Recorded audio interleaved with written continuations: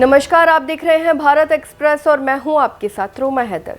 दिल्ली में आने वाली कमर्शियल गाड़ियों को लेकर अब सफर महंगा हो गया है। सरकार ने एनवायरमेंटल कंपनसेशन चार्ज में बड़ा इजाफा कर दिया है। जी हां, ये फैसला न सिर्फ ट्रांसपोर्ट सेक्टर को प्रभावित करेगा बल्कि आम जनता की जेब पर भी इसका असर पड़ सकता है। नए नियमों के तहत अलग अलग कैटेगरी की कमर्शियल गाड़ियों पर 600 रुपये से लेकर 1400 रुपये तक का शुल्क बढ़ा दिया गया है और अब हर साल इस ईसीसी में 5% की अतिरिक्त बढ़ोतरी भी लागू होगी। यानी ये बदलाव एक बार का नहीं बल्कि लगातार बढ़ने वाला बोझ साबित हो सकता है।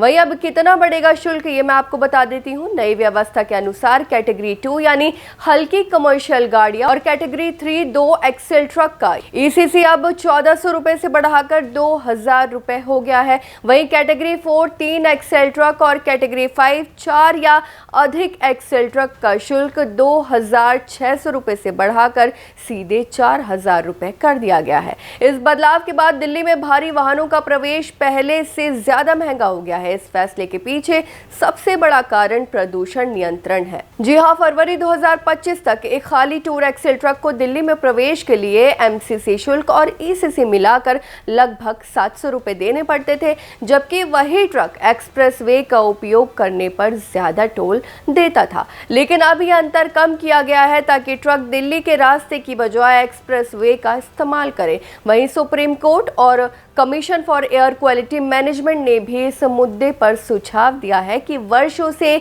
ईसीसी दरें नहीं बढ़ाई गई हैं, जिससे इसका असर कम हो गया है। वहीं कई कमर्शियल वाहन दिल्ली के रास्ते को शॉर्टकट की तरह इस्तेमाल करने लगे थे, जिससे प्रदूषण और ट्रैफिक दोनों बढ़ रहे थे। वहीं दिल्ली की हवा लंबे समय से गंभीर चिंता का विषय बनी हुई है।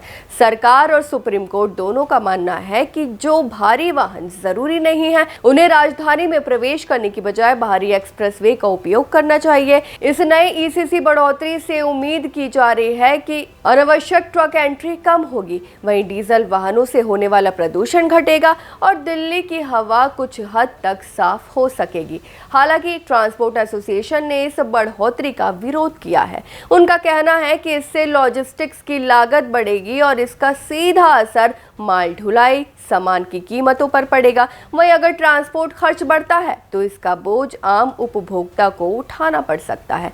साथ ही ये बदलाव से ट्रक ऑपरेटर्स तक सीमित नहीं रहेगा। जबकि ट्रांसपोर्ट महंगा होगा तो रोजमर्रा की चीजों की सप्लाई कास्ट बढ़ सकता है और इसका असर सब्जी, अनाज, पैकेज्ड फूड और अन्य आवश्यक वस्तुओं की कीमतों पर भी दिख सकता है। दिल्ली सरकार का ये कदम पर्यावरण सुधारने की दिशा में एक बड़ा प्रयास माना जा रहा है, लेकिन इसके आर्थिक प्रभाव भी कम नहीं होंगे। अब देखना यह होगा कि क्या ये नीति वास्तव में प्रदूषण कम कर पाती है या फिर महंगाई का नया दबाव बनकर सामने आती है। आपको क्या लगता है? हमें अपनी राय जरूर बताएं। फिलहाल इस खबर में बस इतना ही और ऐसे ही तमाम खबरों को देखने के लिए देखते रहिए भारत एक्सप्रेस।